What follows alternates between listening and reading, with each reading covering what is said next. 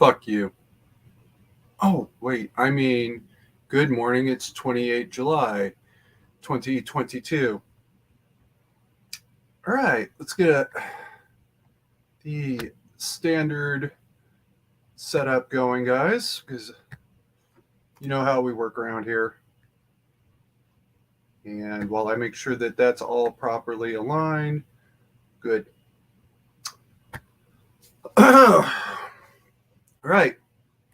So this week was not exactly bad news, but it was not exactly good news. If you saw the description, you see it says, no news on Joe's gun ban yet. Well, that's because I wrote it a little bit too soon, to be perfectly blunt. It passed the House, I believe, and is in front of the Senate now. This is HR 1808. And from what I've been seeing, it looks like just the 91 ban, 94 ban, excuse me, with roid rage. They threw everything in there that they wanted in 94, plus a few things that have come up since then. You know what? That's okay. Watch this. Assuming it passes the Senate, which is a high probability, but it's not written in stone yet.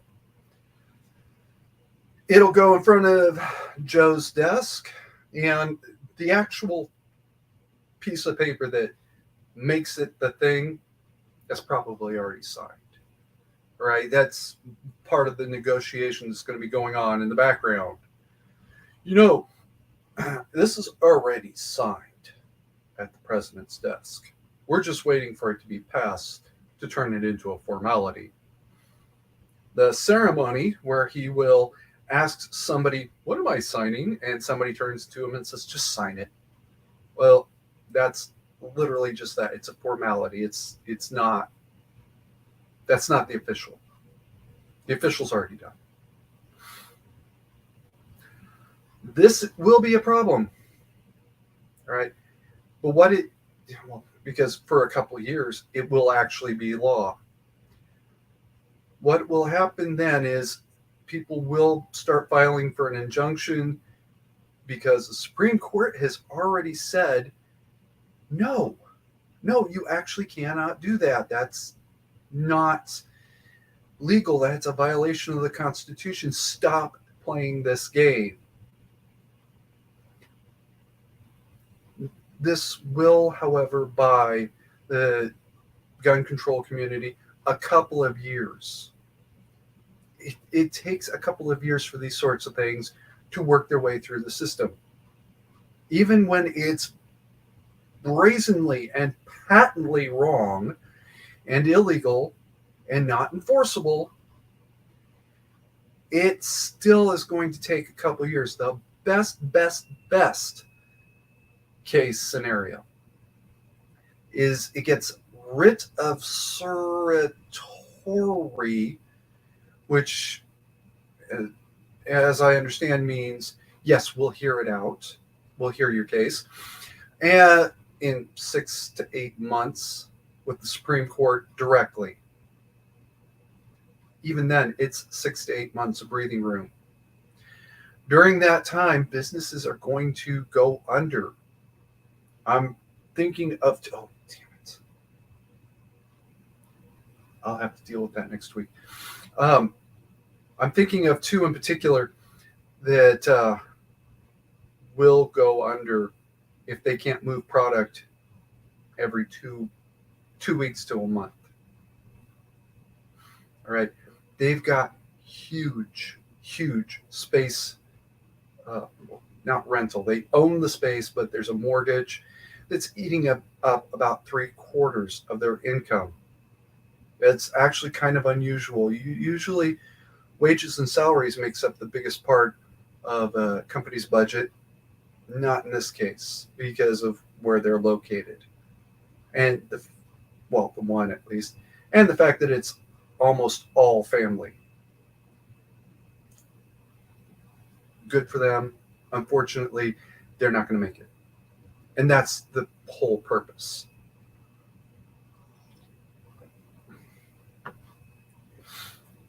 It will be defeated with the Supreme Court. That's basically written in stone with the assumption of the world being the way it is now in 6 to 8 months or 2 years or whatever. That's an assumption based on information, not in evidence. But it's a reasonable assumption based on the information that is currently in evidence. Okay, guys, I'm going to go over the chat real quick. I see Bernie's here. Boa has been here. Vil was here. I don't know if she still is. Squatch isn't here. That's very startling. All right. So why should you be in any way concerned about this? After all, we're only talking about assault weapons. Well, let's get past the question of assault weapon. All right. I know you guys know that I have a definition of assault weapon that a lot of you don't like. I'm fine. I'm comfortable with that. I know you guys know I have an definition of assault weapon that Moms Demand and Violence Policy Center, which is really just Josh Sugarman and 2 paid employees as of 5 or 6 years ago. Probably isn't even that many now. He hates it. He does. And that's okay. I am more than okay with that. Because I remember the original assault weapons ban and sitting there saying, wait a minute, that's not an assault weapon. What are you talking about? Knowing that it's a lie and just kind of letting it slide under the radar. Remember, I said to you gun control supporters out there, I know where your intellectual bodies are buried. Well, yeah, that was one of them, wasn't it? But let's move on past that for a moment.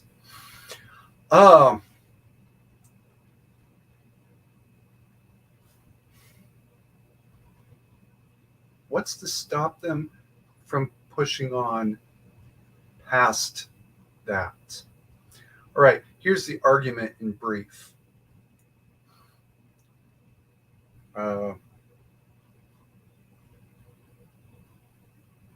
Yes, Bernie, I'm actually going to, Bernie points out,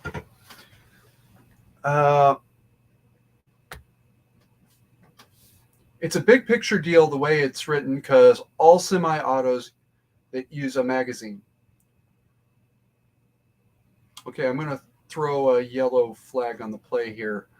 I was under the impression that it was just detachable magazines, but that's not important. It's actually not important. Right.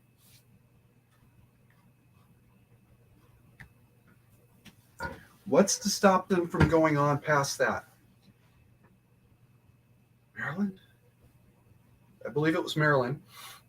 Had a state law that said that pepper spray, CSCN, and about a half a dozen other things were illegal under state law because these weren't around when the Constitution was written, when the Bill of Rights was written, when anything of that sort was written, and some of them wouldn't exist until after World War II. And therefore, the founders didn't intend for that to be a thing. So obviously, that's not what they meant by the right to keep and bear arms. Well, the Supreme Court already said, no, that's not how it works. What Joe's trying to do is get a law that will ban, for now, just assault weapons, but then move past that. They'll argue, well, this didn't exist back then, and that didn't exist back then. And even if you go with the argument that the gear The the Girondi air rifle existed at around the same time. Whoa, there's a name I've never seen here. Hi, Warsaw. Um, uh, I'm gonna cry myself to sleep there, Warsaw. Where was I? Um, even if you go with the argument that the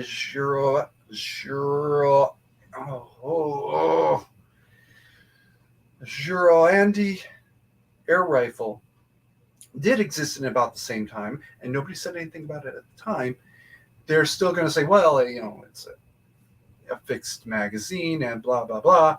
So that's not what they meant either. Well, okay. Pepper spray did not exist back then. Chemical irritants did. All right, I'm just going to say this the way it really is.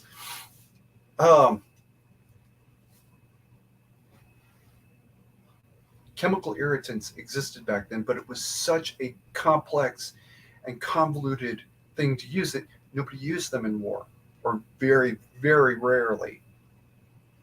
Right? It's difficult to employ a pottery, a ceramic pot filled with something noxious and obnoxious, especially since 9 times out of 10 didn't really do much except annoy people. That's it. That's all it really did. Right? That's where he's going to try to take it, is one by one ban anything that didn't exist before, let's say, 1890s, or excuse me, 1790s was Bill of Rights. So let's go 1820. All right.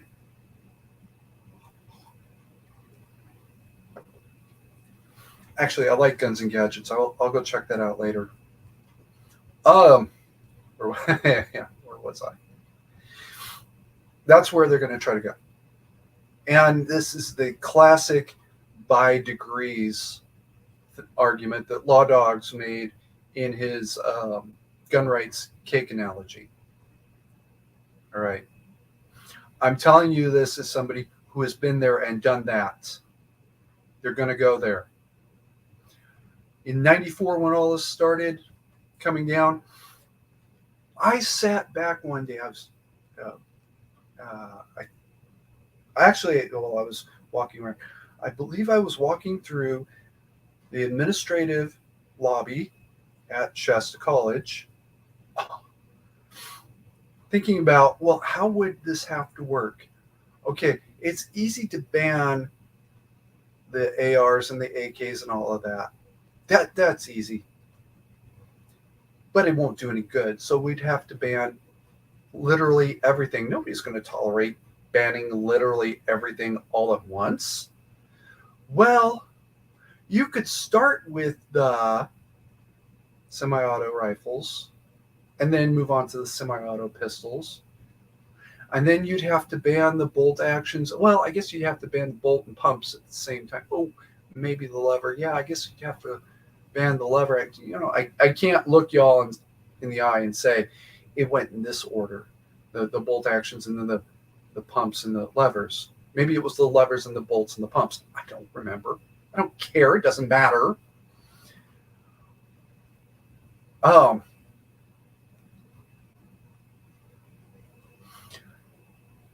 It only matters that that's what they do. And they're probably going to end with the black powder magazine feds. This is the black powder lever actions, the revolvers, the very early bolt actions. There it was a bolt action. Black powder. No, excuse me. Actually, this was a self-load black powder bull pup rifle. So this tells you how long that idea has been around. Um, that predated the First World War. And you can find that one on Forgotten Weapons. It's buried kind of deep. One of these days, I'm going to remember to have all of these kinds of links ready.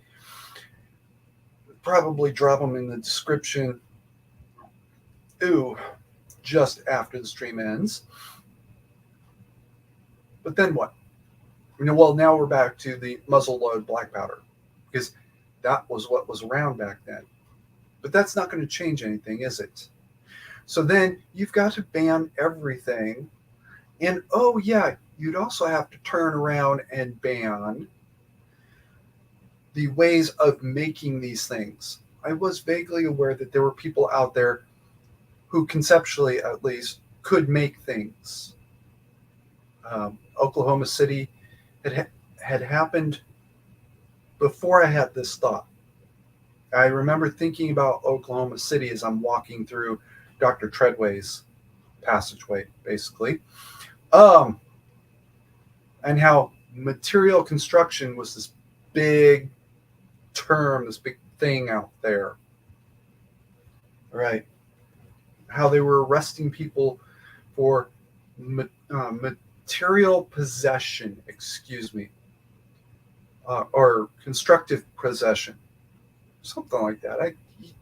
One of y'all that can remember that far back, fucking ancient history when dinosaurs roamed the earth, drop it in the chat to refresh my memory of the correct term. Either way, you'd have to ban all that, and then there would still be people that will do this. Okay, now we'll talk about the rest of that logical track line some other time. At the end of the day, this is where he's actually going. He's going to try to roll everything back to, at very, very most, 1820s technology. Oh, excuse me. Damn. Okay.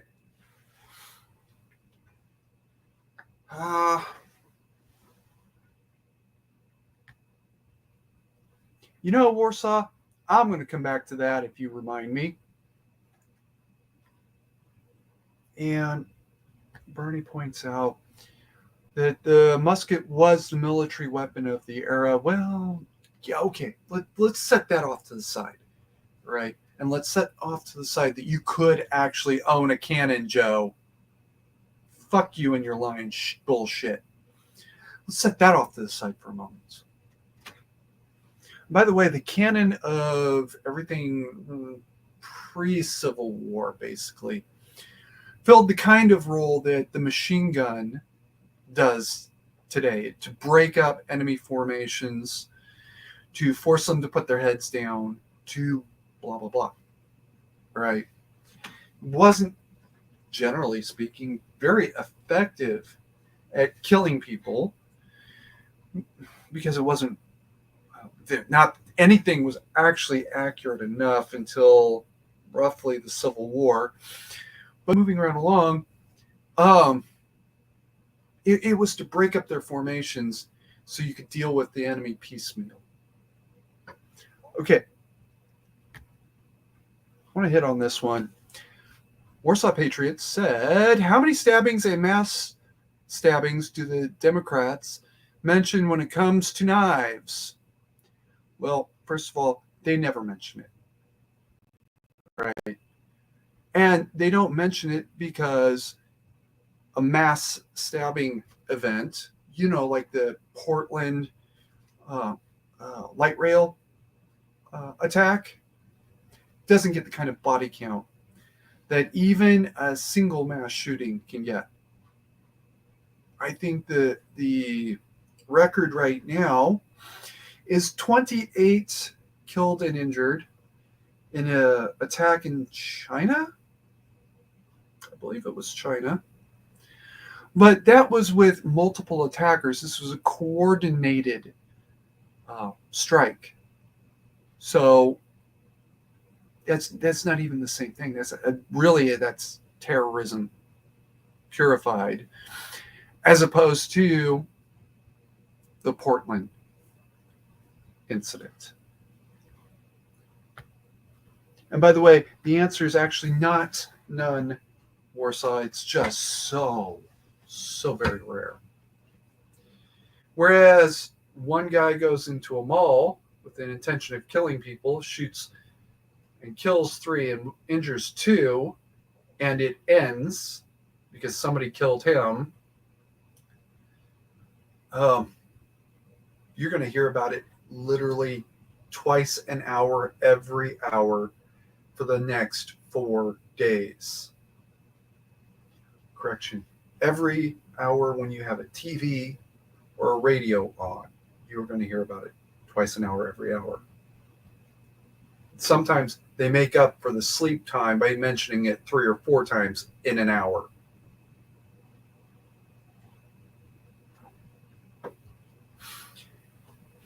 When the Portland attack happened, you heard about it for about a month, once every other day. And it was only in the context of criminal proceedings are going like this. He's been arrested. He's been arraigned. He's been charged with. That's it. I bet 90% of you can't tell me how many people actually died on that train that day. I guarantee none of you can tell me what the motivation for the attack was. Because I know how hard certain parties worked to obscure the truth of why that happened. And it was very, very hard work. Some poor jackass down at Washington Post or whoever the fuck it was pushing that story. He must have been on Adderall or something. I don't know, because they made sure every single time to tell you what they wanted you to believe.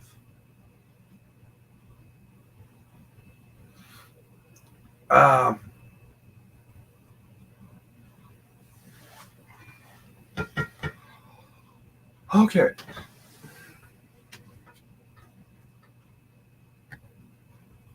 Hadn't exactly intended to go here because I think I did this last week, but I'm going to hit on this a little bit. Bernie says, but he was carrying a gun illegally and shot from a long distance and could have hit a bunch of bystanders. Okay. Well, first of all, no, it wasn't illegal yet. He had not been asked to leave. It was perfectly legal for him to be carrying the gun. The fact that there were signs up meant it was perfectly legal for the owners of the property or their designated representatives. Olympia Police, that's for you. Never fucking lie to me.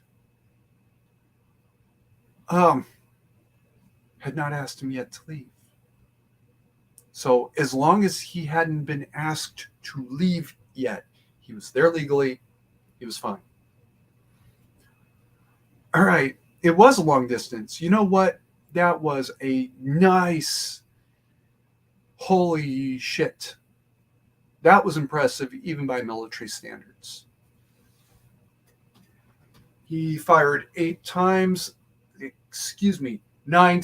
8 connected. Now, I have some real questions about which of the 2 missed. And those are legitimate questions. I also have some questions about how many of those were from the full distance. And those are legitimate questions too.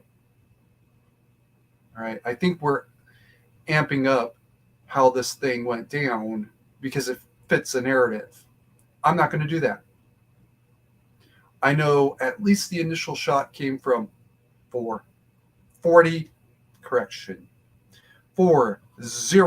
yards, which is impressive. I am duly impressed, sir. And most of them connected. I'll put this out to you guys. I think he wildly missed with the first shot. The second or third connected, put the guy down, and that's when he started approaching, firing as he approached. That's why 8 of the 10 connected. And could have hit a bunch of... You know what?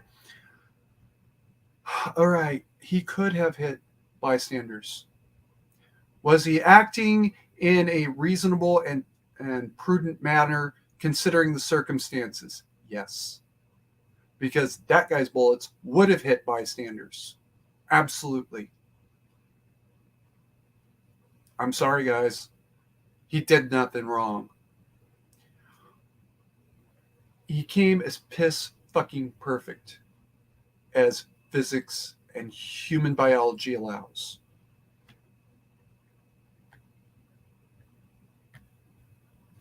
All right. Boa points out London has major knife attacks that are not getting reported. Warsaw, all guns. Doesn't matter if it's an AR-15. They want handgun, shotgun.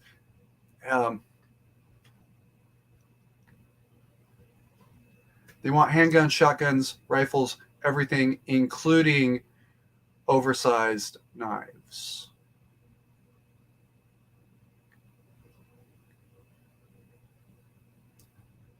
Okay.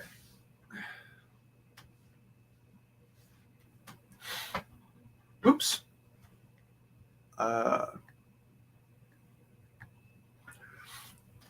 So, yeah. It is literally that simple. Right? That kid in Indiana did absolutely everything piss perfect. To the absolute limit of a human's ability. He's not a fucking robot. And to be perfectly blunt, a robot wouldn't have done half as well.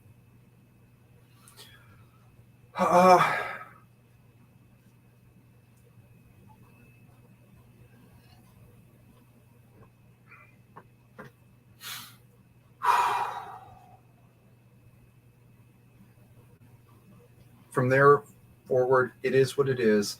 We do need to figure out what really happened down to the millisecond by millisecond point to see if there's any legitimate lessons learned. If he missed with that first shot, okay, fine. I'm over it. But we need to not try to amp it up to something it's not.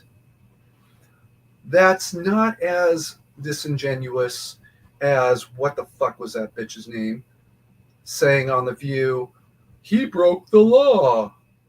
No, that's absolutely a lie, lady. Fuck off.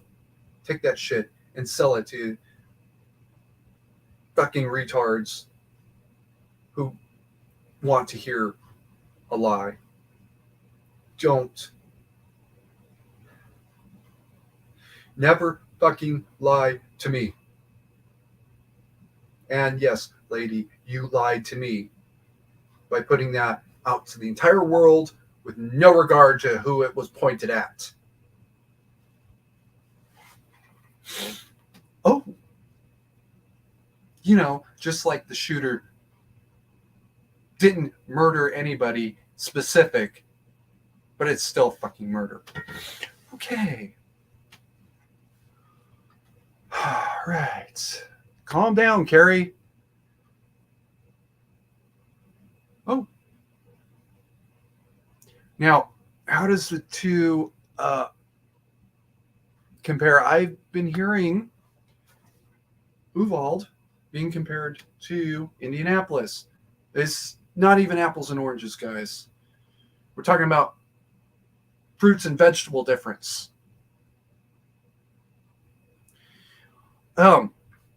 Uvalde, they had one type of situation. And yes, there was a moment when one of the cops could have taken the shooter down. And he didn't. All right, that part happened. Let's not pretend it didn't.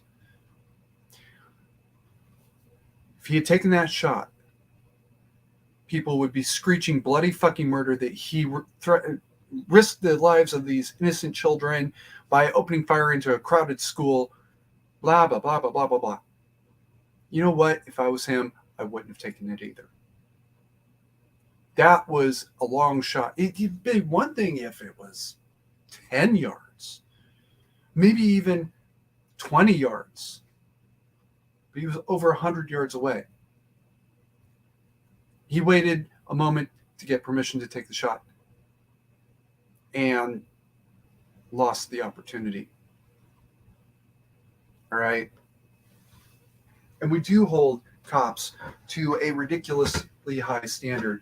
If you don't kill the bad guy in that first shot, you're wrong and you're going to prison, blah, blah, blah, blah.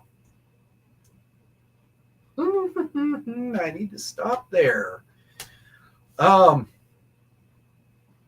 is what it is. And then he got himself locked in where the cops, the responding officers, could not physically get to him. And the cops began treating it as a hostage situation because that's what it looked like to them. And to be perfectly blunt, that's actually what it was. I know people don't want to hear this. They don't care. I'm telling you the truth. This little son of a bitch didn't go in there to kill kindergartners. He went in there to massacre high schoolers. All right. When the high schoolers no-showed on him because they'd been there the day before, probably because fucking drugs burned out his brain, that's when he had to come up with a new plan on the fly. And the best he could come up with was to hold these kids hostage and every so often just pick one off because that at least was doing something, right? The highest probability on Earth, as it stands now, had they taken him alive, he would have never stood trial because he would have been declared incompetent to do so. And that's unfortunate because he was competent to stand trial. He was just not competent enough to do the thing that he came there to do.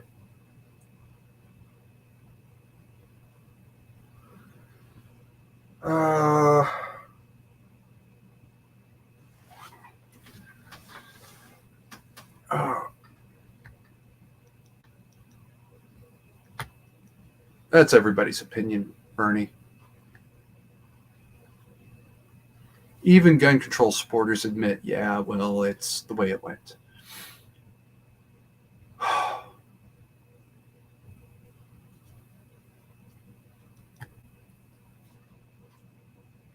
Bernie says Uvalde was a failure of mass proportions by police and school policies. And I want to underscore that word. Policies.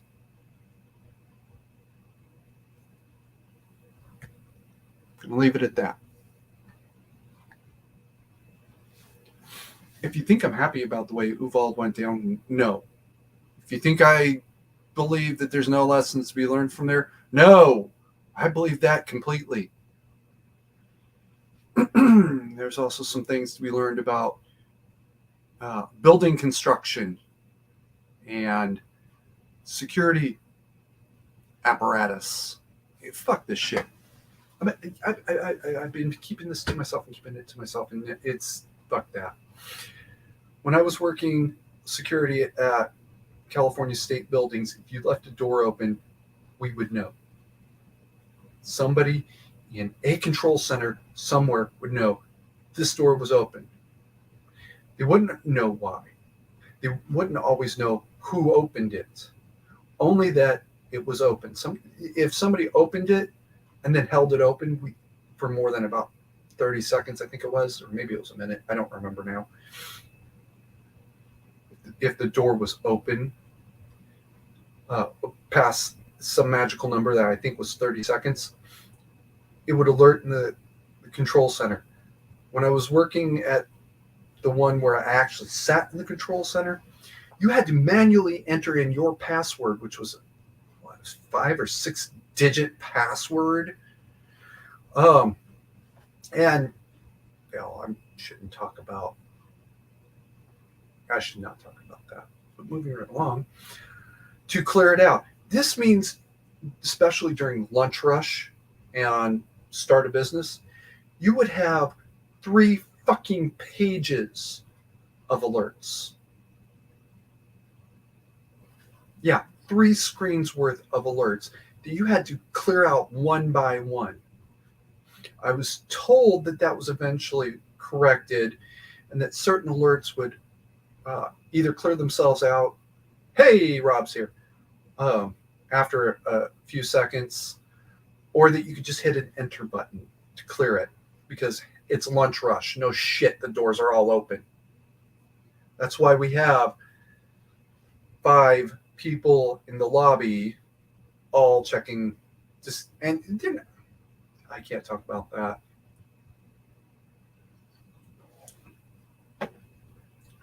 But they're all checking IDs and making sure that everybody who's coming in has a reason to be here.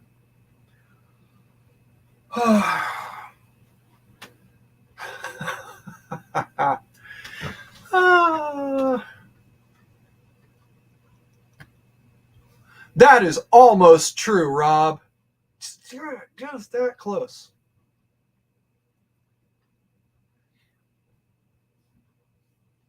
If I had a Smith & Wesson instead of a Glock. I'm sorry, bro. That's the truth.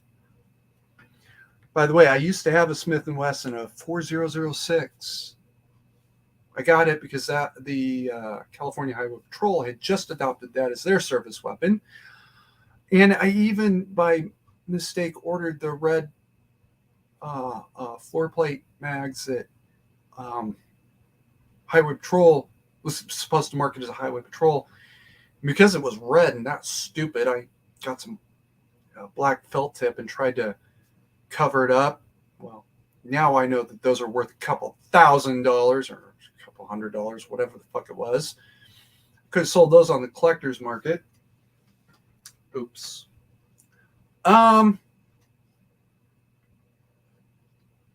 Also, I could have sold that gun because it was a Gen 1 for a nice profit now. Didn't have the rails. They don't make those anymore. And by the way, that's the best. Overall, that's the best design. Doesn't matter who made it. You make it that way, you're perfect. That one disappeared in the divorce. But moving right along. And hey, if Rob meant that as a joke, well, I got the joke. And if he meant it seriously, well, you know what? He's not lying. Mistaken, not lying. All right.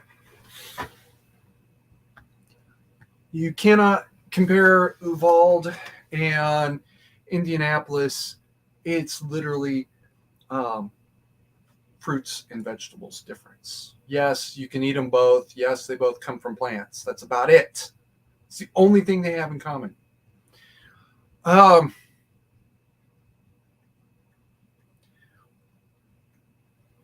Uvalde should have been a secured building, and it was not because of equipment failures.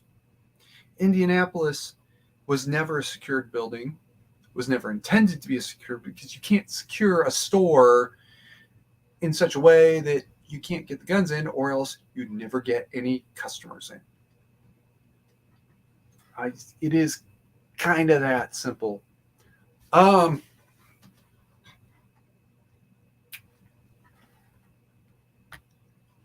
Damn, it was only meant as a joke.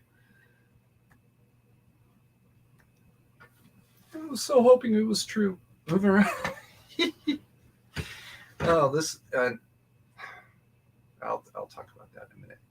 This is also a little bit like Ghost calling me did he call me a disturbed or dangerous sociopath? It doesn't matter.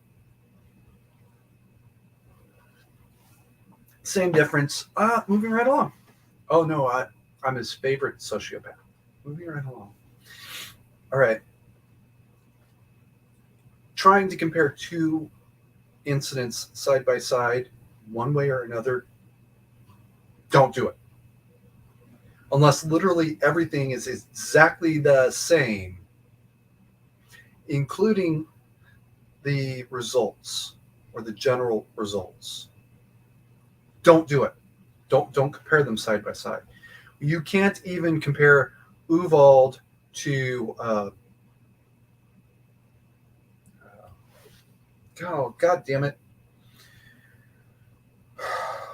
the school shooting in Florida. What was that? 2 years ago? No, it wasn't 2 years ago. It was pre-pandemic. Parkland. You can't compare Uvalde to Parkland. You can't compare Parkland to Columbine. Excuse me. You can't compare any of the above to the school shooting in Texas where it was a female shooter. Thank you, Bernie. Because that was a wholly different situation and result. The only thing they all have in common is A, a gun, and B, a school. Okay, they do have one other thing in common. They all have involved high schoolers. So to change it up a little bit, you can't compare any of them to the original, to the best of your knowledge, mass school shooting, which would be Stockton, California, which I just barely remember. All right.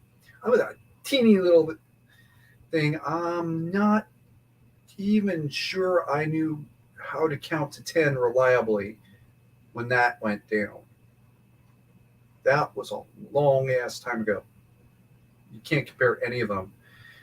Stockton was a grown man with a rifle who was there to kill kids. Period. End of discussion. But he wasn't there to kill the kids. No, he was there to kill Mom. And this was the easiest place to do it. That's why he did what he did. I don't care if you like it. That's the truth.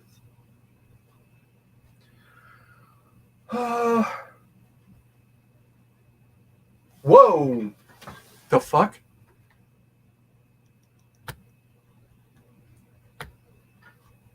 Rob asks, this is off topic, but I'm wondering whatever happened with that explosion at the ATT building in Texas, I believe. The one where the voting machines were taken to be checked. This is the first I've heard of this, guys. What?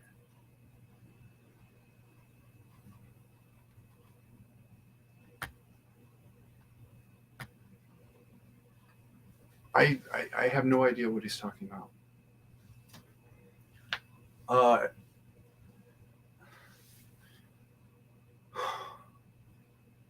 Unless he's talking about the explosion in Tennessee. In which case, I'm understandably confused. I hope you all understand that I'm confused. And if you're talking about Tennessee, literally as you pointed out yourself, Rob, a week later was the last anybody heard about it. If he is talking about Tennessee, guys, I think I covered that in a previous live stream. A guy rolls up a street with an RV filled with explosives. He sets it on a timer. He starts playing an announcement, a recorded announcement, saying there's a bomb in the vehicle. Everybody evacuate the area. You have 15 minutes. Yeah, okay, that's the one I'm talking about then.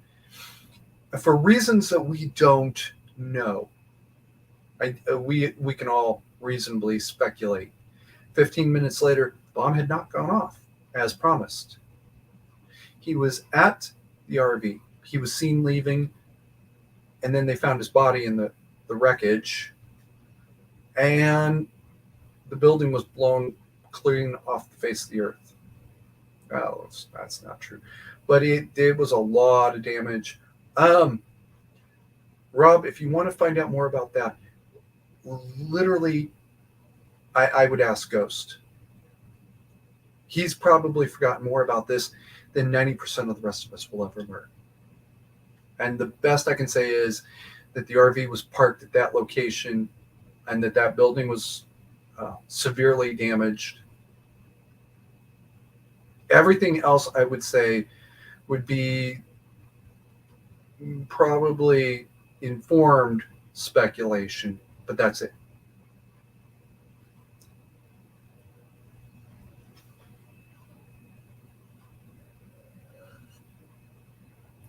I'm sorry, that's the best I can say for you.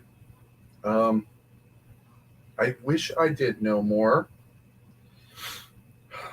Also, guys, because honesty is such a big deal to me, when I first saw that across the screen before I highlighted it, I thought it said ATF building in Texas. Whoa, what the fuck? So, moving right along. All right. The screen is telling me that there are comments in chat, and for whatever reason, StreamYard is not telling me that yet. Usually StreamYard is first. Okay, I'm up to speed. Now I want to make sure I didn't miss anything important. All right. So I'm going to start on my rant.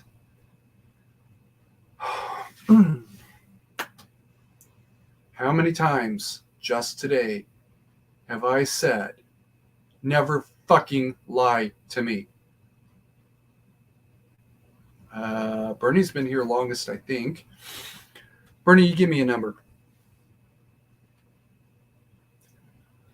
When you lie to somebody, even if it seems unimportant, you don't know if it's important to them, right? I tell a lie by saying that I live in Reno. Well, no, I live outside of Reno, right? If you are even reasonably intelligent, you can tell the difference between an outright lie, like saying banning guns will save lives, and a generalization, I live outside of Reno, or I live in Reno, and a mistake. All right. If I wanted to be some sort of nutball, Rob, I'm going to pick on you here for a second. Sorry. I could say that Rob lied to me by saying Texas. Well, no, actually, I can't do that, but some people would. He made a mistake. You have to know that what you're saying is not true.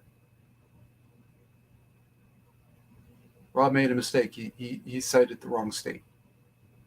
Okay, I'm over it. If you're not an asshole, you're over it too. Of course, I am an asshole, but I'm not a retard.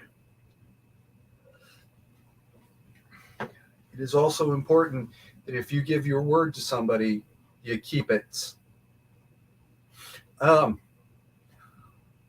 I gave my word to somebody that I would solve a problem for her.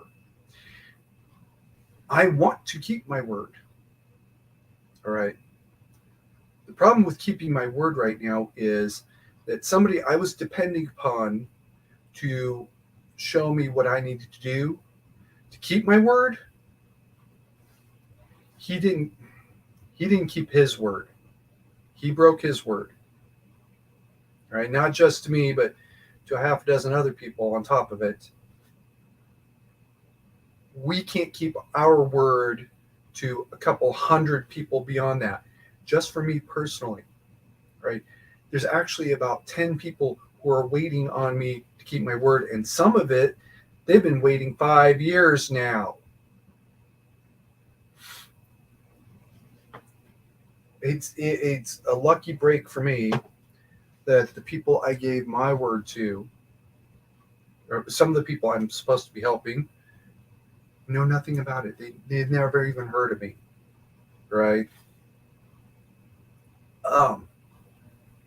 So lucky break for me that my friend who couldn't keep his word, that these other people don't know that I broke my word. That's just a lucky break. It doesn't change the fact that I still broke my word.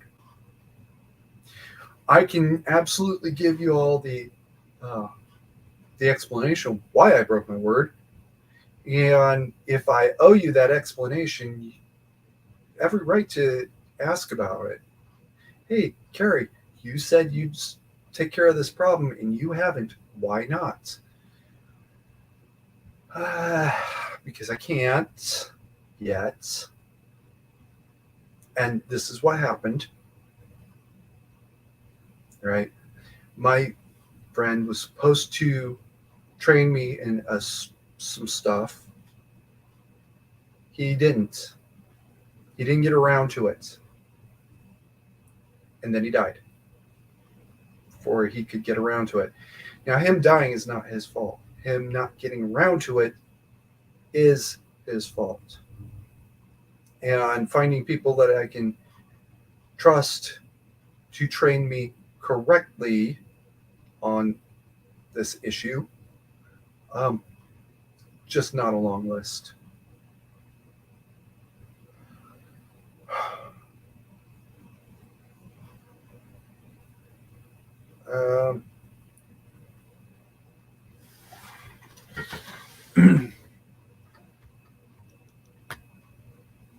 Generally speaking, this is true. I lie to you every day when I say I live in Reno, and that's a little thing. Well, is it big enough to worry about? No.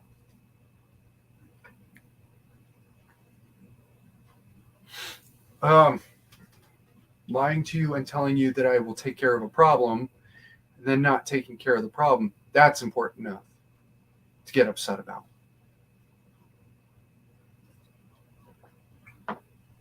Now, as it relates to that situation, I have somebody who's offered to try to help me resolve it, and thank you very much. I know you're out there somewhere. He's doing the best he can to help me fix a problem that I can't fix myself.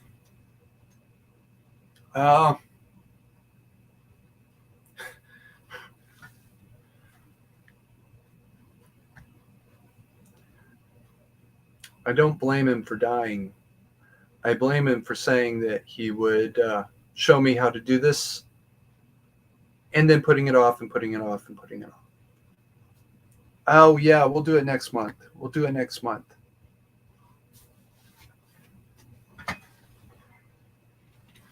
If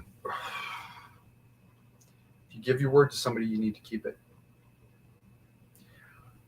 Or explain why. There's somebody I have in mind. Actually, it's one of the people that I owe this favor to, who said that she would do something for somebody else.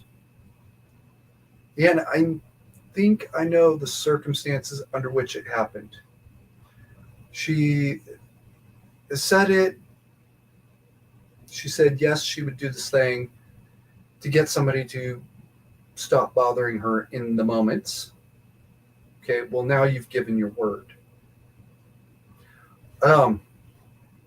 And it's been a year now. All right. people do forget sometimes. Like, part of the reason it's taken me 5 years to take care of this problem is I had to leave Colorado. So I packed everything up, and I did forget about it for about 6 months while I was getting resituated here. Right. Um,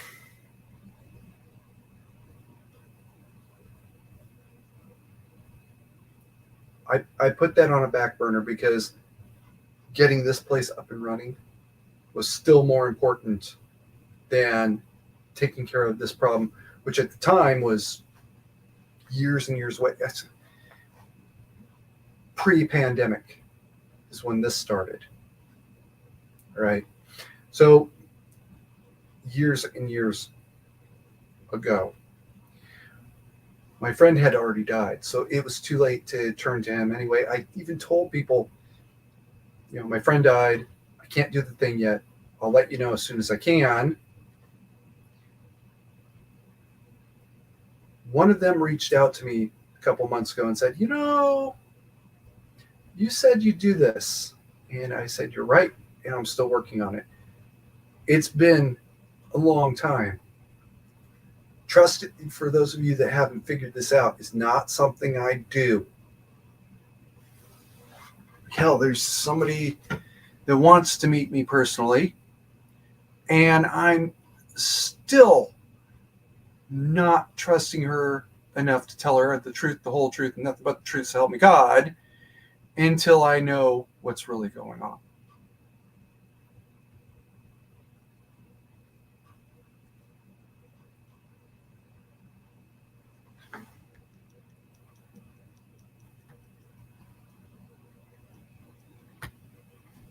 I do. I really do.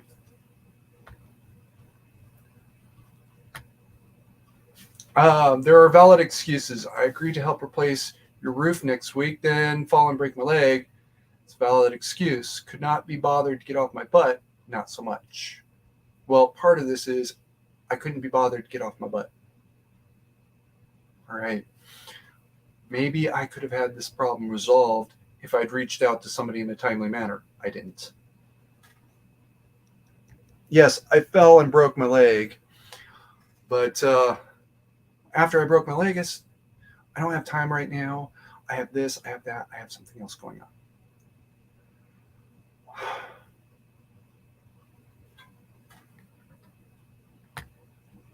No.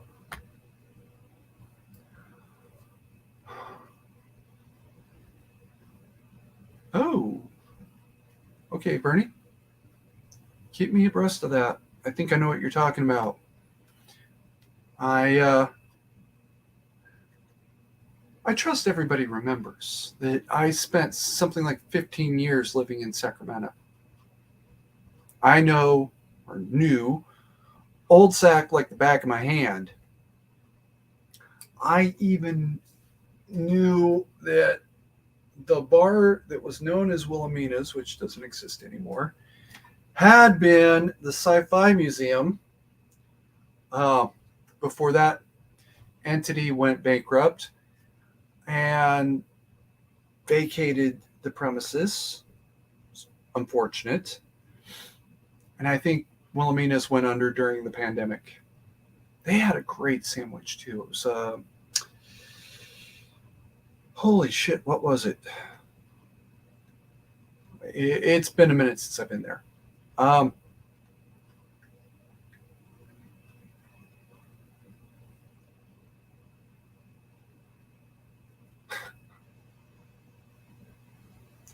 So anyway, moving right along. If you give your word, you need to keep it. You might forget to do the thing. Okay, that happens. That is forgivable. When you get reminded to do the thing, you need to step up and say, hey, you're right. I told you I would do this thing. If you think that growing and getting bigger and more powerful or richer or whatever makes you exempt from your pre-power, pre-riches, pre-whatever word, you are wrong, and you've been too big for your britches since before you gave your word. And maybe you need daddy to turn you over his knee and spank the shit out of your ass. Literally until your butt is blistered and his paddle is discolored, I guess.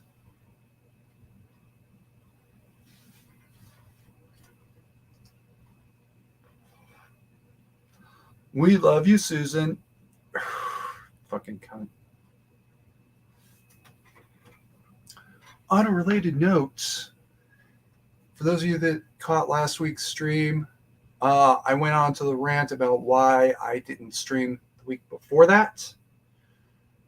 I got an email from YouTube saying, "Oh, we want to talk to you about this." Yeah, okay. Now, admittedly, it took me a couple days because, I work, right? Unlike YouTube employees, I have a real job. So it took me a couple days to get back to him, and guess who didn't get back to me at all?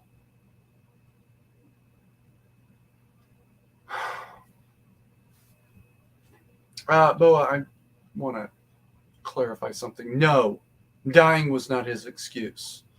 Putting me off for 2 years, saying, okay, we'll do it next week,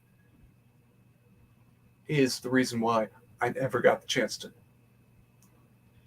It's a particular type of knot. Because, I was a bosun's mate. I should know all the knots. I don't know this one. And he was going to show me how to tie this knot.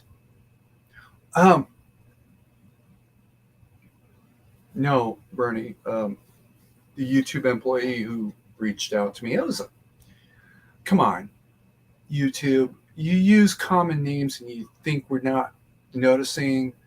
This looks like a fucking form letter. What are you, stupid? Do you think we're stupid? Tell me. We'd love to know. Because that email came less than an hour after the stream. It was a fucking bot is what it was. We know that.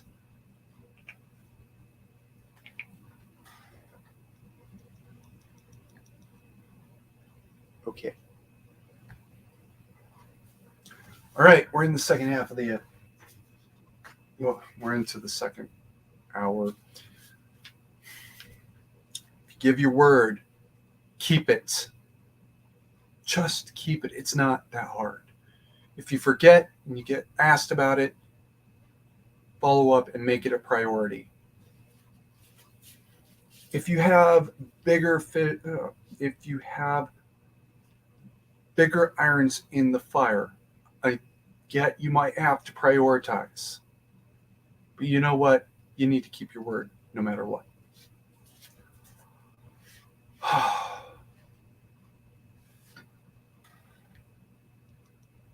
I am pulling up the pop out for a second because, okay.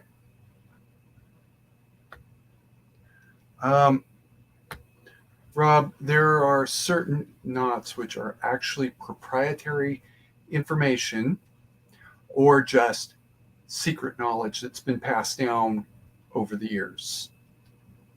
There's a legend of a man who went from ship to ship with a blackjack in his ditty bag for something like 5 or was it 10 years. It's a long ass time because the knot he wanted, only a few people knew it. They had passed it down over time. So, and that's a real thing. I don't know any of those knots yet. All right, we're in the second hour now. I'm going to move on to the get home bag. Remember, people, my get home bag philosophy has nothing to do with Billy Badass. This is about you got caught in a situation you had not planned for. Nobody can plan for this to happen because it requires an outside influence that you don't control. And now you just need to get home. Food and water. All right. This is my old boot camp water bottle. This was given to me when I arrived at Cape May. It's still got my name and company number and roster. I can't even believe that's still there. And I can't remember writing it either. It was how it even says SR Carry Mike 155. There. That was my company. My roster number. Holy shit, it's still there. And it's still legible. That's fucking incredible. But anyway,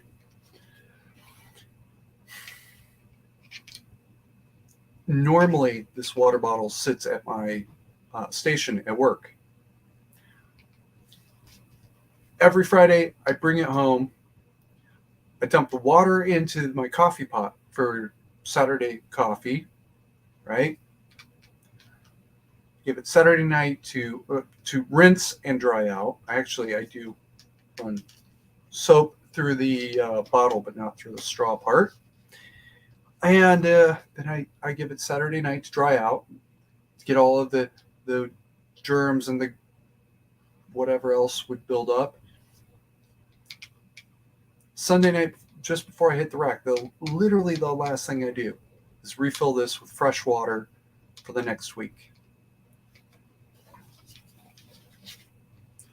Then toss it into this pouch, and the pouch just happened to be the right size. Found it at Sportsman's Warehouse. I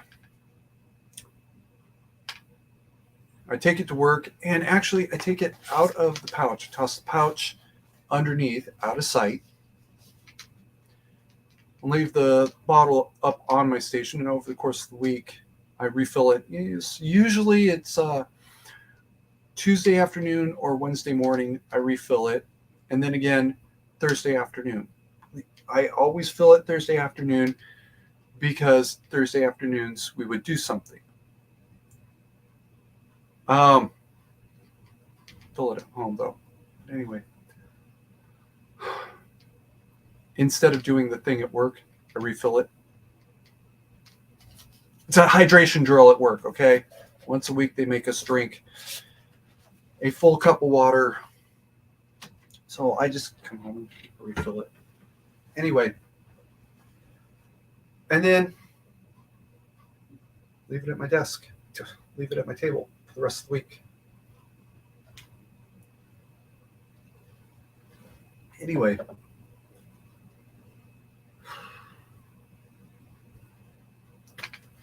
You need the water to get home. I don't care if it's middle of summer here in fucking Reno, where 100 plus, 100 teens, that happens, really fucking happens.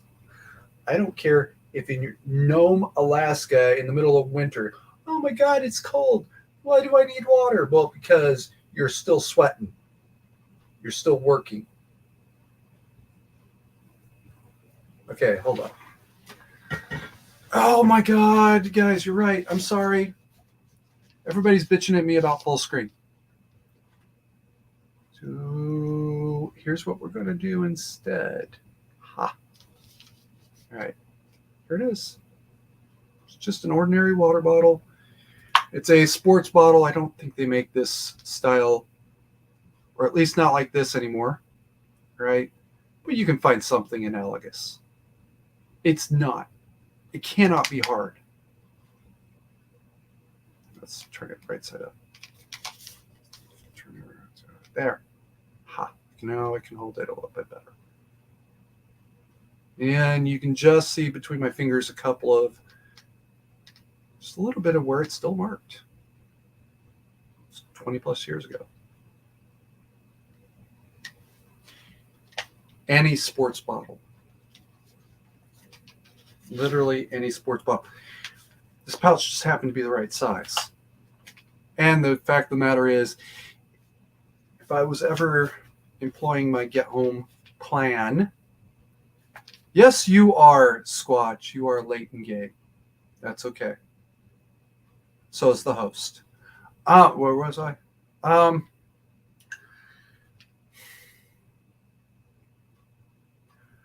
Reality is, I probably won't have time to grab the pouch. If I do, I will. Otherwise, it's just this neat little thing about the tab, which means I can carry it on my belt. That would be nice. It's not required. Right.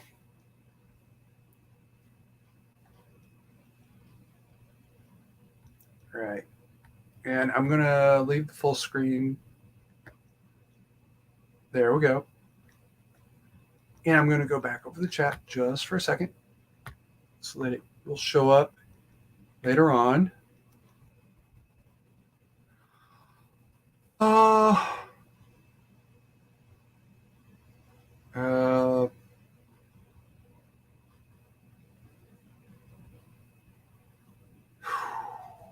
my God, I'm going to highlight that comment in a second. And that one. Those should be. All right, in the order So, first we're going to highlight this one.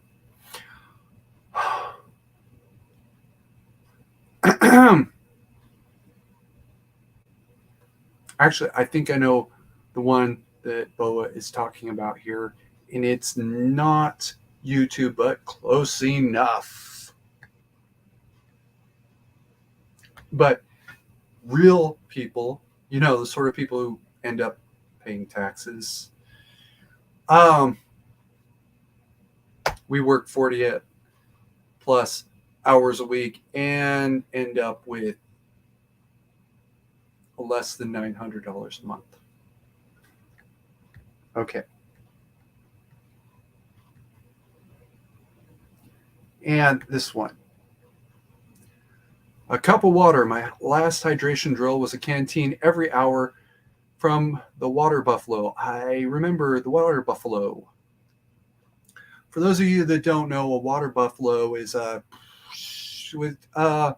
Rob, correct me if I'm wrong, but I think that's 1,000-gallon, basically water tank on a trailer. Military designation, I think, is M900. They're usually painted some camouflage color. I've never seen them painted anything. Well, I've never seen them painted anything but green, but that's because I was at Camp Lejeune when I had to deal with them. And be very careful with those because the water sits around for a while.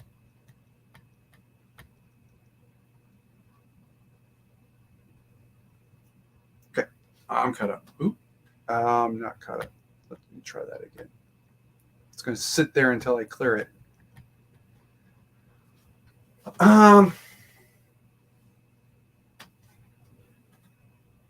Yeah.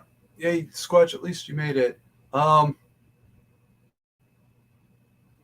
Okay. Well, we're going to go with M900 Water Buffaloes, about 1,000 gallons. It maybe a little bit more. And be very careful drinking that water. Shit. I wanted to avoid this because I do not like these people.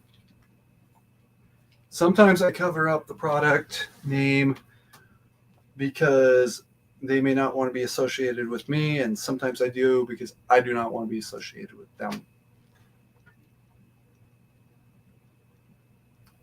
In this case, I have this because Papa Carrie gave it to me. A portable water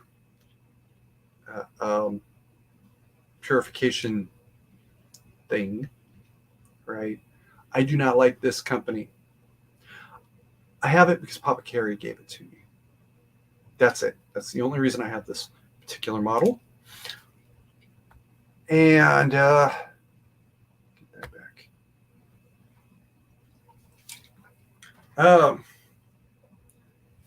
if you're ever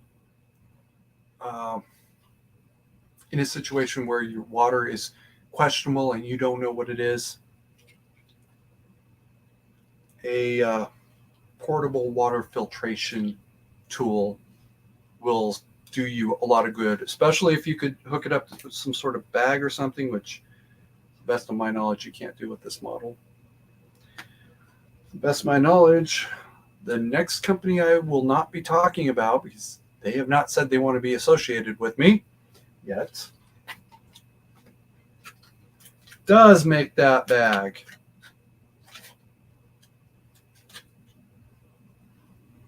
Okay, this is fine. Bernie's talking about iodine tablets. I'll come back to that in a minute.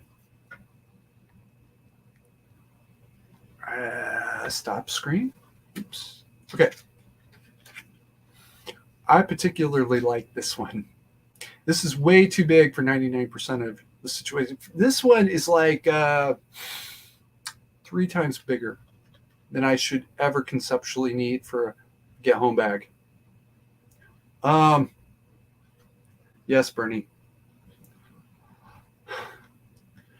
But this is also the standard that comes with those red bags that I talk about being such a useful starter kit that they have at Home Depot, Lowe's, and Walmart, at very least.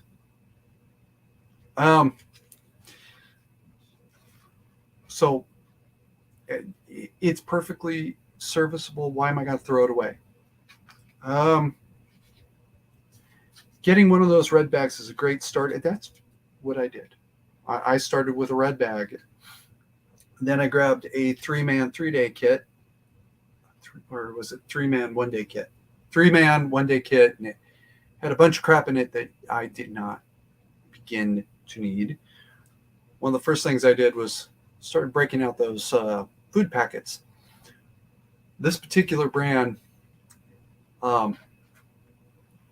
it smells like peanut butter and it tastes like bread. But they say it's non-thirst causing. I didn't believe them. To be perfectly blunt, I did not believe them. So what I did was ate some and set a 30-minute timer. Or was it 15-minute? It might have been a 15-minute timer. Started running the timer, and I started reading something online. I don't even remember what the fuck it was. Before I realized it, the timer went off, and I still had not reached for my water bottle. Oh, no, cup. I had not reached for my cup. They passed that test with flying colors. Whether it was 15 minutes or 30 minutes or 3 fucking hours, I didn't reach for the water because I didn't even notice.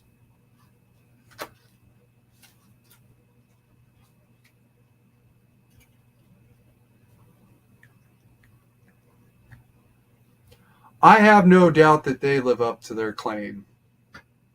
I just wish I knew what the company was. All right. There it is. Yes, picture in picture. Oh.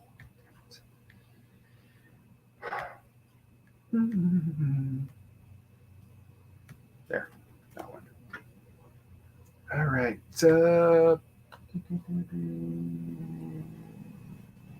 There we go.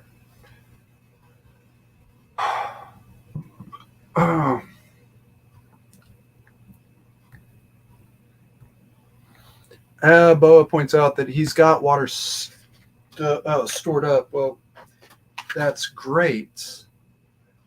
But can you carry that water with you? If you can't carry that water with you, it's not going to do you any good. All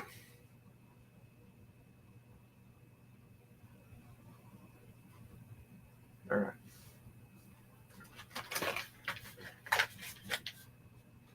Food and water. This goes back to when I say if the crisis has started, there's 2 things even I will say: if you have to steal it, steal it.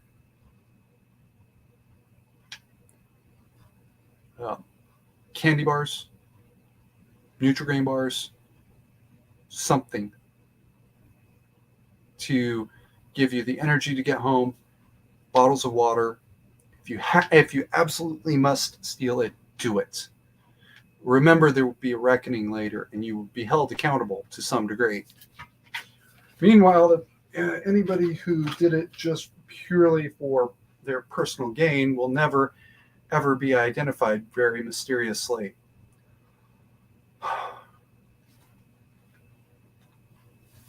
I am not hoarding antibiotics for any, and I can't speak for anybody else.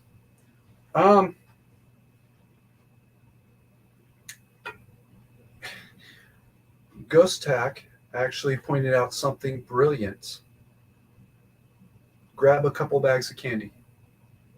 And grab a couple of bags of candy that you will eat, right?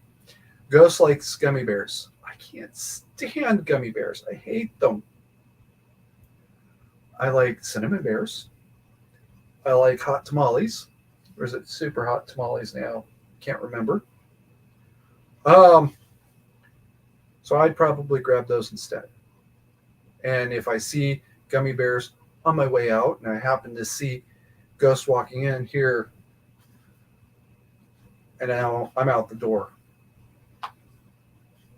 And during this time frame, you need to worry about you to exclusion. Worry about getting yourself home. For those of you who are parents, and I am one of them, all right, I understand you're going to want to go by your kid's school and go get your kids and take them home. All right. If it doesn't mean going the exact opposite direction of home, then yeah, okay. I might understand. Your kids are best if they can stay right there at the school until they can be extracted. Right? And I know that's a hard and horrible thing to say, but they are probably better off staying at the school if it's at all possible.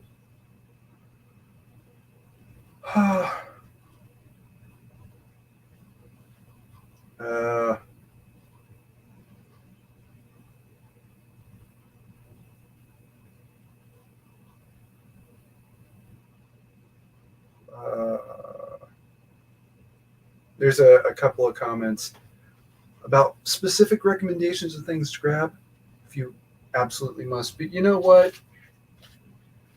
You got the water bottle at your desk and packet of survival food. This is actually Coast Guard rated.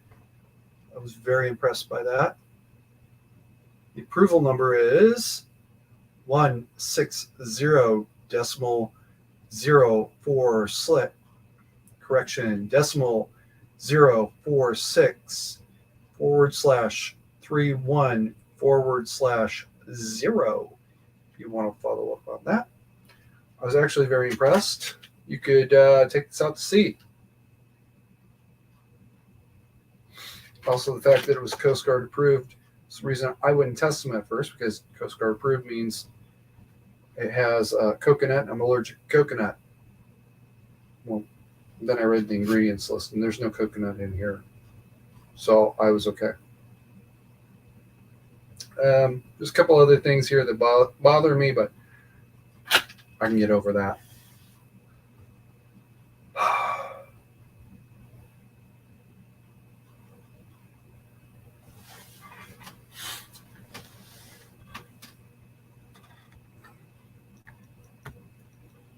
If you have specific medical needs that require specific dietary considerations, diabetic, my baby girl Carrie is diabetic.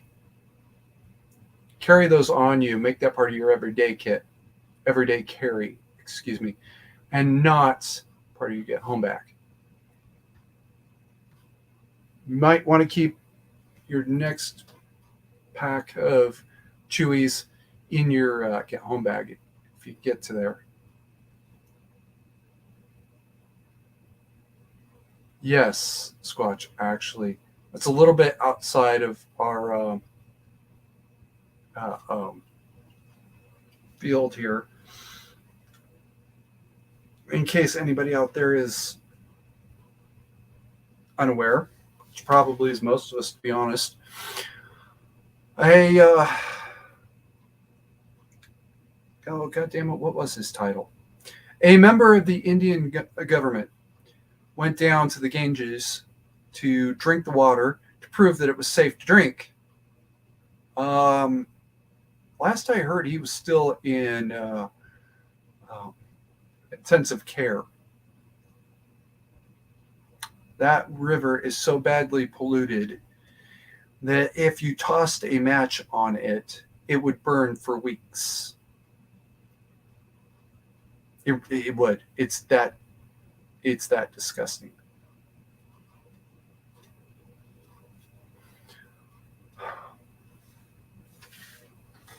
I believe it's in the top 100 most polluted sites on Earth list and has been there for 20 years.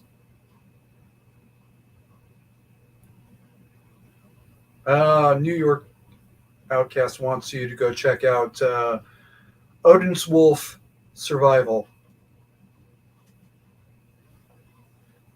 I might be able to pull that one up. Let me see.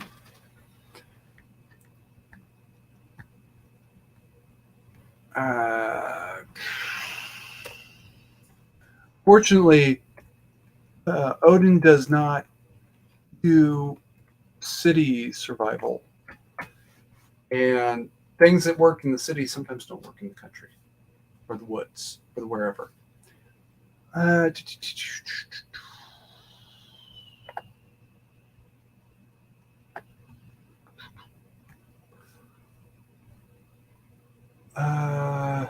Yeah. Always season. Fucking cunt.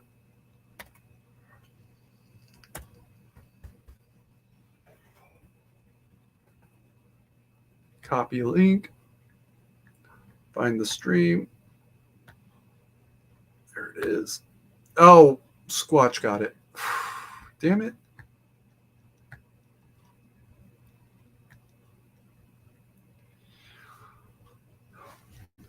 A lot of what Odin does, though, is very helpful. So if you have a minute to go check that out, do so. Another one I love is Townsend, because he does a lot on survival foods. Because, well, he does early America, and basically you were surviving off survival foods until you could get a crop or a flock or a herd going.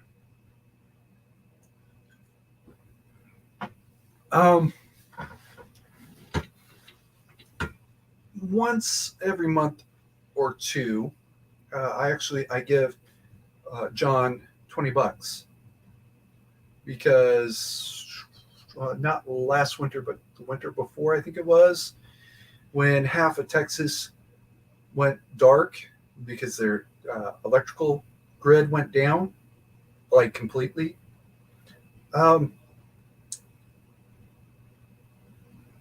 I had sent my ex-wife a series of videos made by Townsend. One of them was pemmican, and another one was hardtack, or as John insists on putting it, ship's biscuits. He's right, but I don't care that much. Oh, excuse me. With the power out, they were able to tap into those reserves, and my type 1 diabetic daughter is still alive, in part because of that. Squatch, since you're able to do it faster, can you drop a link for Townsend into the chat?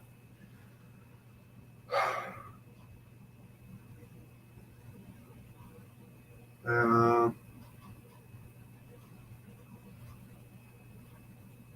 ink.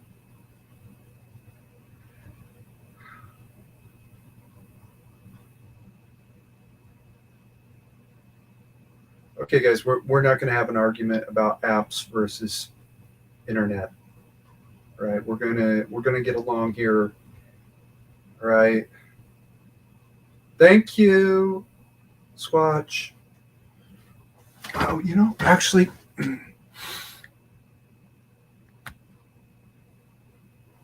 there you go. And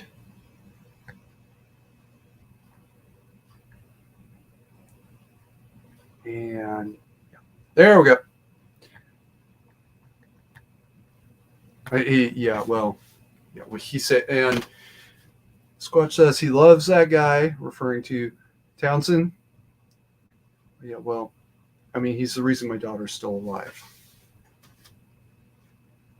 What am I going to say? All right. We're in the last 30 minutes.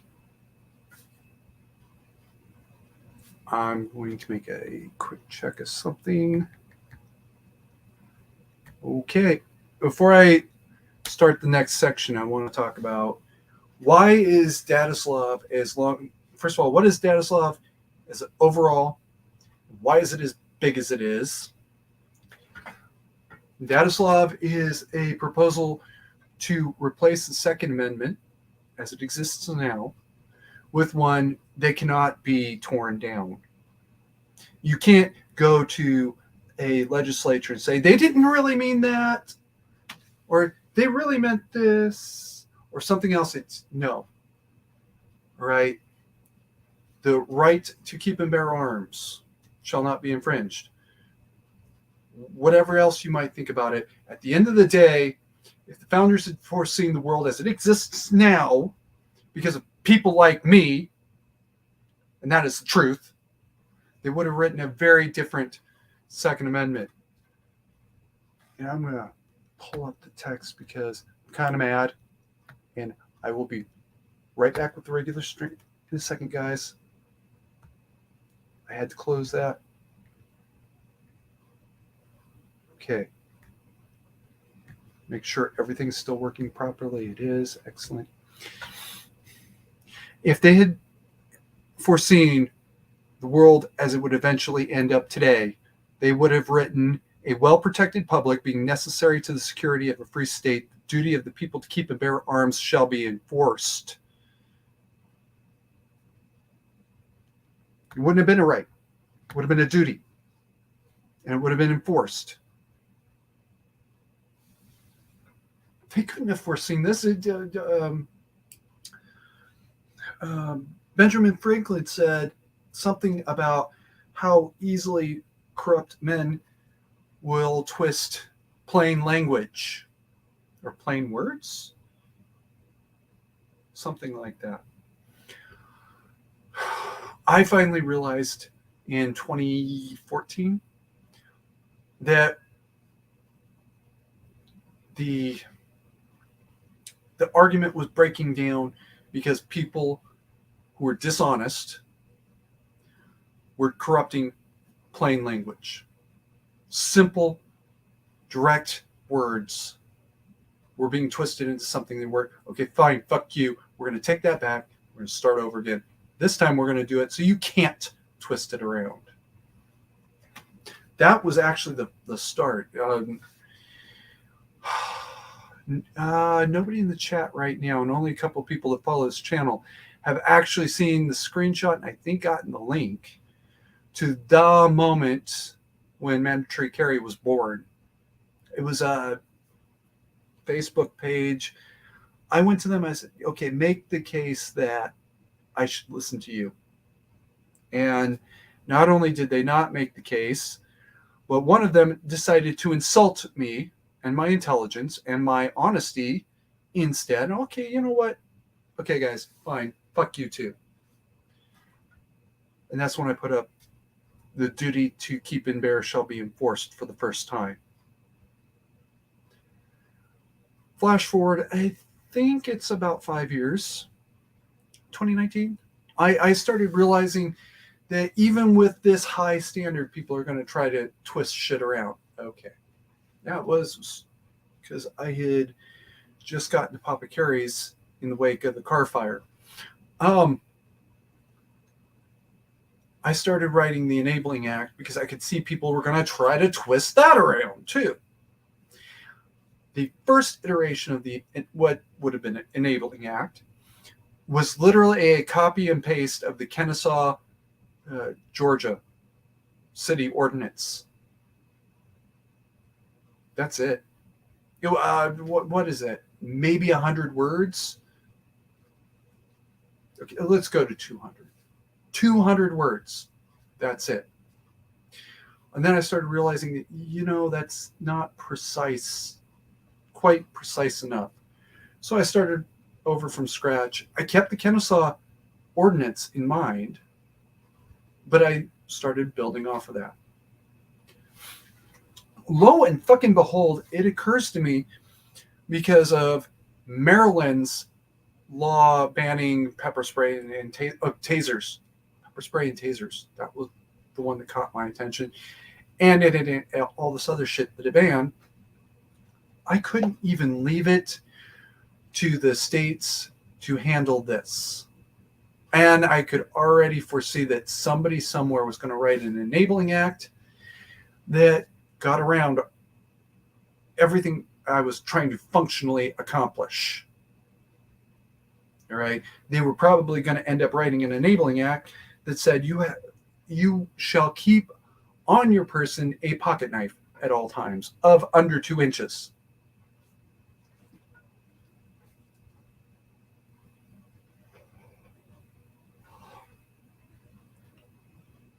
All right, I'm going to go over the chat just a moment.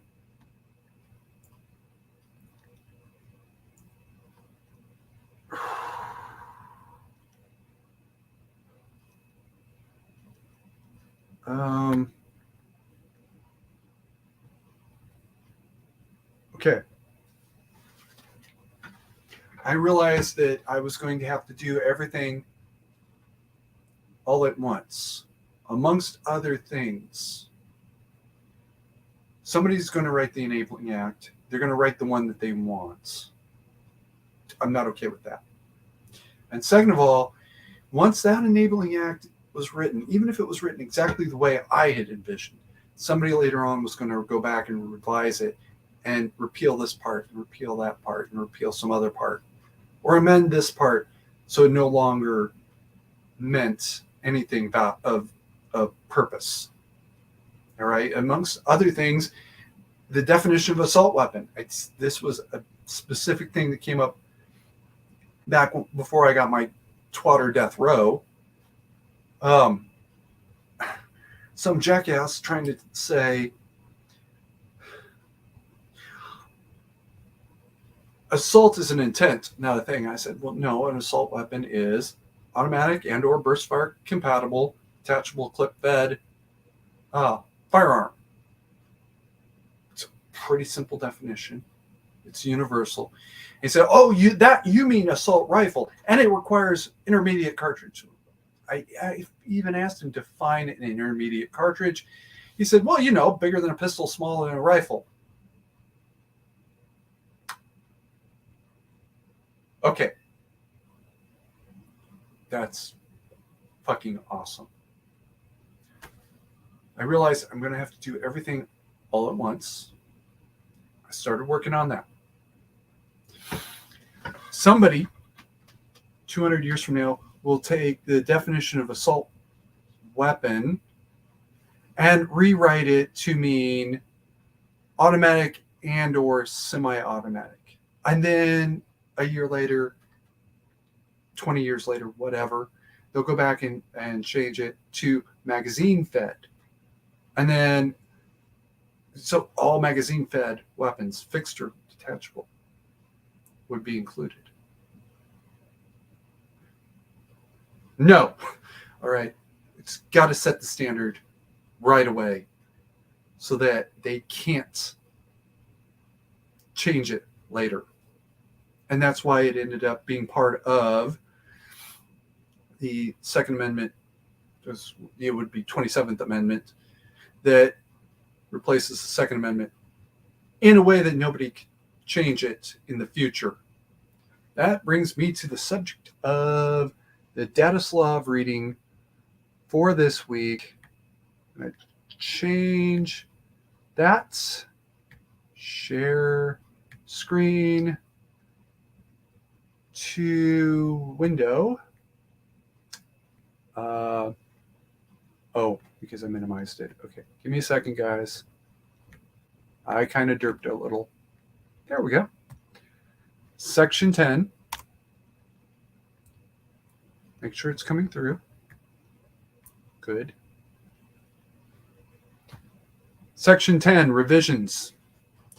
Any revision to this act or any other bill that may in any way impact this act must be approved by a 2/3 vote of both houses of Congress and presidential signature, or 3/4 vote of both houses of Congress in an immediately subsequent session of Congress. I should actually change that. Not later than an immediately subsequent session of Congress. Failure to sign a revision shall be treated as a veto of said revision. Each section affected may be by any revision may be individually approved by Congress, must be individually approved by Congress. Any vote that fails to pass, if conflictory with the rest of the act, shall invalidate the entire revision. I wanted to set a standard that you at least met the same standard to get this into the Constitution in order to change it. Any other bill that may in any way impact this act. This is places like California making crimes that had heretofore been infractions or at most serious misdemeanors into felonies just so that they'll have more felons. Felony exemption means you can't carry. So the state of California would be shit out of luck for creating more felons. By the way, some of those felonies, before it was changed, it was not more than 2 years in jail. They turned it into a felony, gave it a big fat fine that you pay off in installments, and no jail time. Are you fucking kidding me? Well, they're not, so neither am I. If you have one bill with 5 parts, one of which would affect your duty to keep and bear, and the other 4 had nothing to do with it, totally separate subject, each part of that bill has to now be voted on separately. And if any one part of it does not pass muster, the whole thing is invalidated. You have a federal bill to fund highway construction, fund renewable energy, fund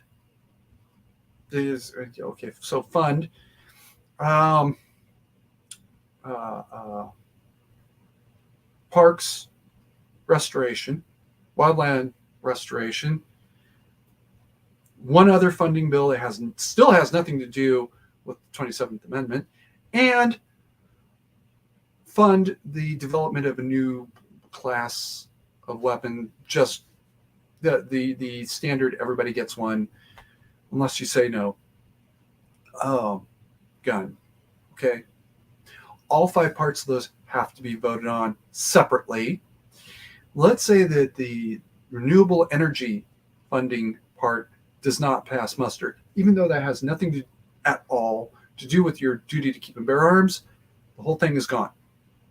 All 5 of those funding components are gone. So if you don't want to fucking lose everything every time you blink hard, you might want to make everything that affects your duty to keep and bear arms a total bill unto itself, even separated from other parts.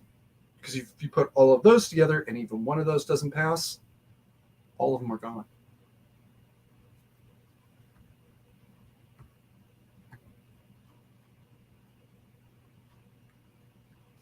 How about them apples? This is to literally to prevent somebody from trying to skate a gun control in under a rider. It's the anti-rider clause.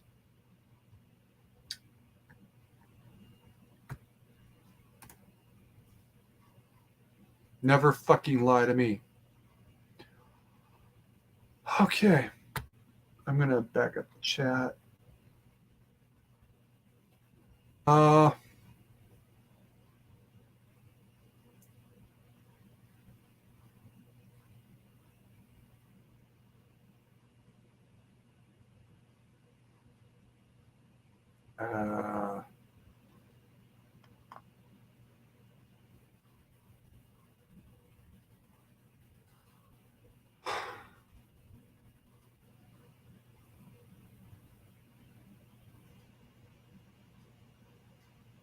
Okay.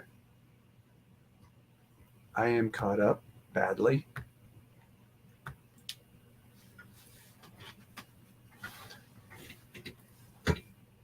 Every last piece of that was designed to prevent somebody from trying to corrupt plain language sometime in the future by saying, well, no, did they really mean that? And to set it so that if you want to go and change this, you've got to at least meet the same standard to create it. And then a little bit higher if you have opposition from the president, really. There is a clause in the Constitution that allows a bill to cross the president's desk if not signed within 10 days. I could actually see somebody putting a bill for Congress to change the definition of machine gun, let's say, to some crazy ass shit. Okay, just some crazy ass shit. They managed to get it just 2/3 of the House, just 2/3 of the Congress, right? Now it's sitting on the president's desk. Under any normal law, the fact that it got through the House and the Senate to the president's desk, it can sit there for up to 10 days and it passes because he didn't veto it, he didn't sign it, he didn't want to touch it. All the president then has to do is just sit back and do nothing for 10 days, 11 days, whatever. No. If it is not signed within the 10-day period, it is a veto for the purposes of this amendment. Now it has to go back to Congress, and by not later than the next session, 3/4 of both have to approve it. If we want to change the definition of machine gun, we want to change it that badly. 3 out of every 4 members agree we need to change it. Okay, great. Congratulations. You changed the definition of machine gun.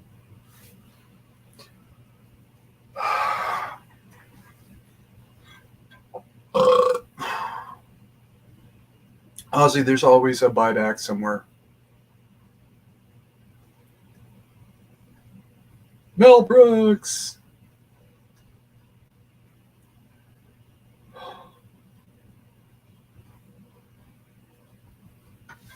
And it is that simple. You want to change it, you better be ready to fight, or you better have one hell of an example. This is also to check the response of passions of the moment, as they call it. All right. Not a lot of people realize this. The National Firearms Act, good idea, horribly executed. I just lost 2 subs for that. The passions of the moment in the wake of the St. Valentine's Day massacre. We've got to get these guns off the street. It's causing too many problems. Blah, blah, blah, blah, blah. And I'm telling you all this because it's true. That year, there had been over 100 shootings, drive-by shootings, but they had always involved gangsters. And so did the St. Valentine's Day massacre, but that's not the point.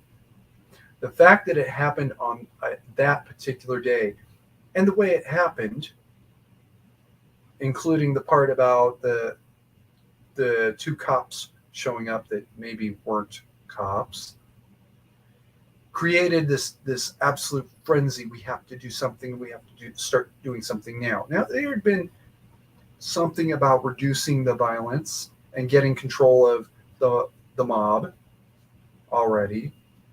There'd been a lot about that. But nobody was prepared to do anything about it. It's as simple as that.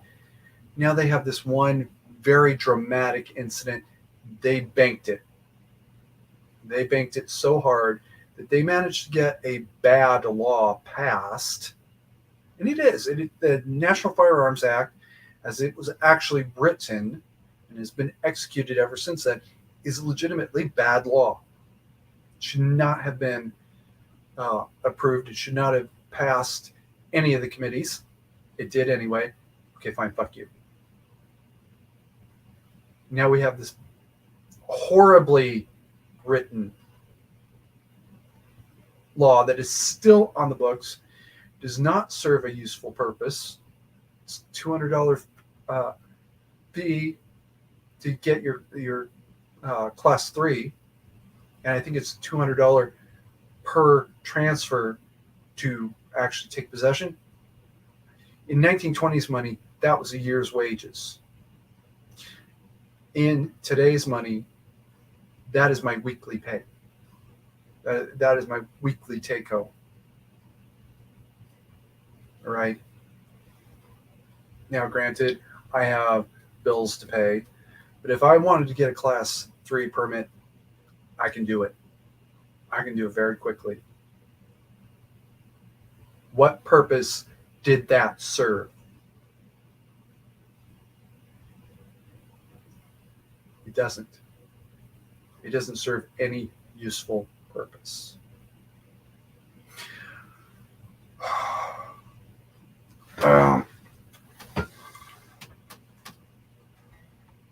Let me go back over the chat because it kind of exploded a little bit.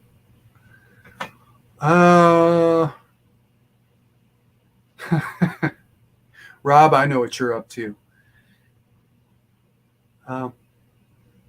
If you need a couple bucks to help fund that effort, let me know.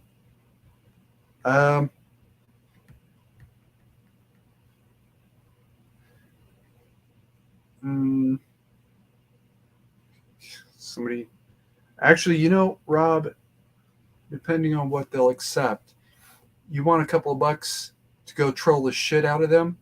Let me know. I think you know what I'm talking about now.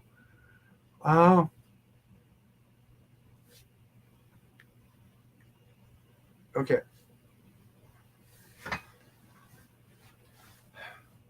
NFA was bad law. Great concept, horribly executed. The purpose of making the alterations to 27th Amendment the way it was to prevent exactly another fucking NFA. They did it based on what was true in the 1920s. Not in the 2020s, so even less so in the 2120s, and on and on.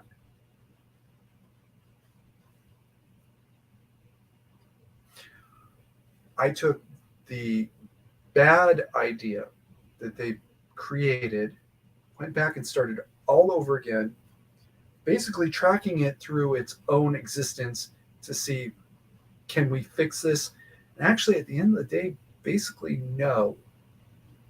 The only thing they did right is it creates a paper trail. It didn't actually stop anything.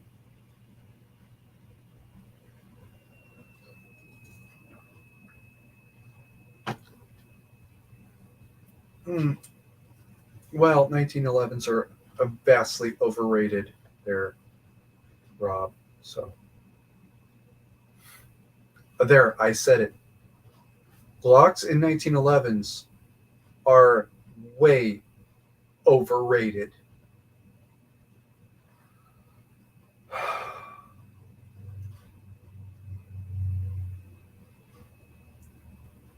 And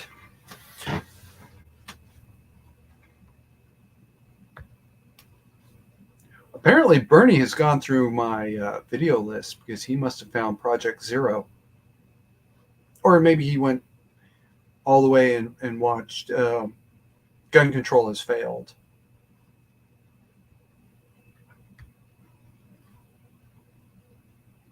And I want to highlight this one. Is it highlight? I want to show this one.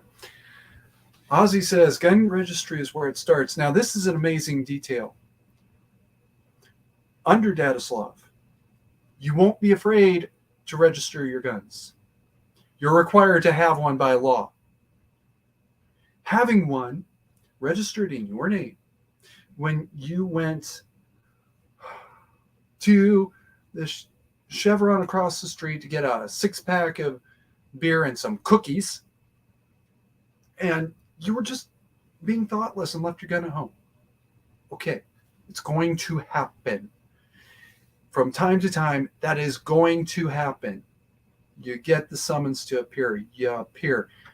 Or you mail in the basically fix-it ticket fine, $10, with a copy of your registration or what gun registration. This is, Your Honor. Yes, I own a 1911. I'm sorry, I'm poor. Here's a copy of the registration, the $10 fine. I apologize for the inconvenience to the court. Or go fuck yourself, judge. Here's the money. Here's the registration. Get the fuck out of my life. Right? It would be absolute proof that you're actually obeying the law. You were just kind of dumb one night. That's it.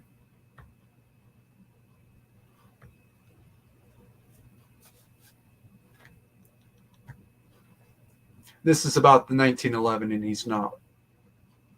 Not only is he not lying, but I would have dropped another 5 on there. 550. Well, I mean, depending on the condition, but yeah.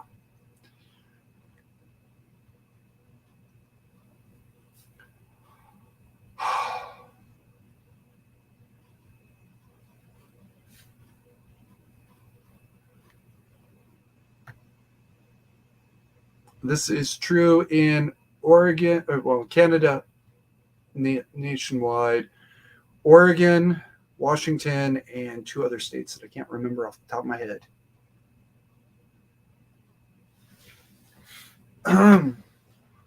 It kind of brings up a question that doesn't really get asked. Will gun stores become federal stores? Probably not.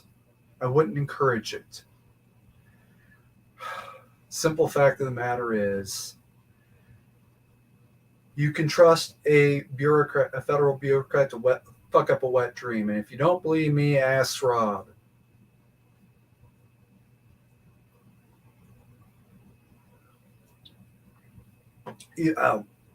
Ask Ghost. Hell, ask Iraq Vet 8888.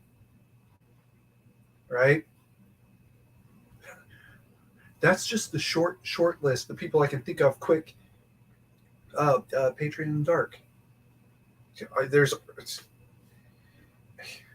a real reason why he has to use that username, and it's because there's nothing like a bureaucrat to fuck up a wet dream.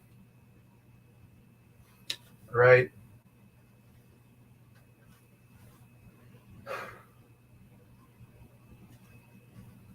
Nobody can fuck up a wet dream like a federal employee. That's the truth. I wouldn't. They actually seized custody of, I think it was Mustang Ranch, back in the 90s for failure to pay taxes, and they started running the federal government now owns a brothel. Yeah, and they ran it right into the bankruptcy a month later. All right, Rob. I actually need to wrap this up here in a couple minutes myself.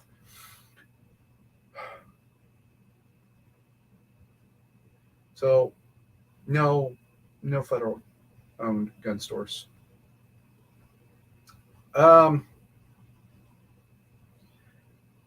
Drop into the post stream discussion anything you think I should cover for next week, because next week we'll have a Q&A session.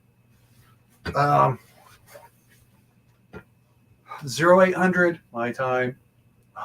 0800 my time for the mainstream, and Q&A at 1700 my time. All right. In the meantime, guys, get your get home bag ready, because 9017 is coming. Keep calm and mandatory carry on. And fuck you, Susan.